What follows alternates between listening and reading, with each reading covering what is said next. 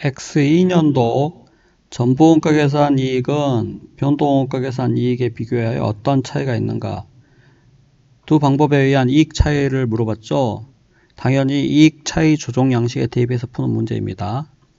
원가 흐름의 가정이 선입선출법이에요. 자, 변동원가 계산 영업이익 모르니까 X라고 놓고 풀어봅시다. 자, 기초재고, 기말재고에 포함된 고정제조간접원가를 가감해야 되는데 문제에서 지금 이게 X2년도 거죠. 그래서 X2년 거 가지고 계산해야 됩니다. X1년 초에 설립되어 있기 때문에 X1년도 기초재고는 없어요. 그래서 지금 X2년도 자료 가지고 계산을 하면 자, X2년 기초제품이 2000개, 자, 기초제품이 2000개, 기말제품이 1400개, 기말제품 1400개입니다. 자, 그런데 이렇게 문제에서 제공품이 존재하는 경우에는 이 제공품에도 아직 완성이 되지 않았을 뿐이지 일부 가공이 이루어졌기 때문에 가공원가, 즉 고정제조간접원가가 일부 포함되어 있겠죠. 일부 배부되어 있을 겁니다. 따라서 이 제품뿐만 아니라 제공품에 포함된 고정제조간접원가도 고려를 해줘야 정확한 이익 차이 금액이 나온다는 점 주의하시기 바랍니다. 이 개념은 1차 시험뿐만 아니라 2차 시험에서도 중요하게 출제될 수 있는 내용이에요. 과거에 출제된 적도 있었습니다. 그래서 제품뿐만 아니라 기말 제공품에 포함된 고정제조간접원가도 고려해 줘야 한다는 것이죠.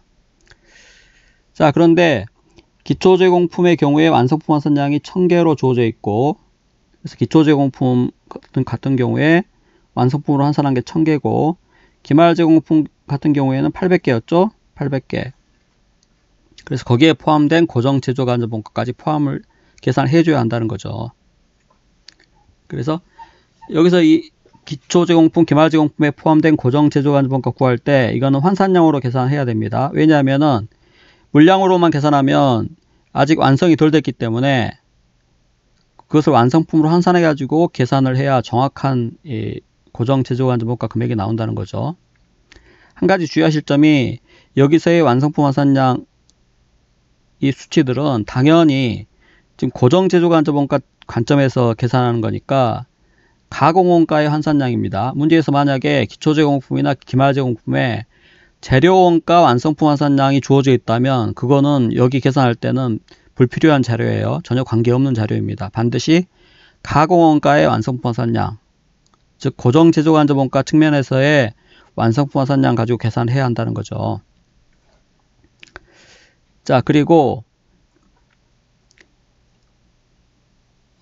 X1년도에 완성품 환산량 단위당 원가가 10원인데 이 중에 변동원가가 50원이므로 나머지 50%, 즉 5원이 고정제조간접원가라는 거죠. X1년도에 완성품 환산량 단위당 고정제조간접원가가 5원인데 X1년 초에 설립되었으므로 X1년 기초재고가 없었잖아요. X1년 기초재고가 없었는데 따라서 X1년 기말재고, 즉 X2년 기초재고는 모두 X1년도 제조활동 결과 X1년도에 생산된 제품이 X1년도 기말재고로 남아있어 가지고 X2년 기초재고로 넘어왔을 거 아니에요. 따라서 X2년 기초재고의 단가는 X1년도 단가가 적용돼야 되죠.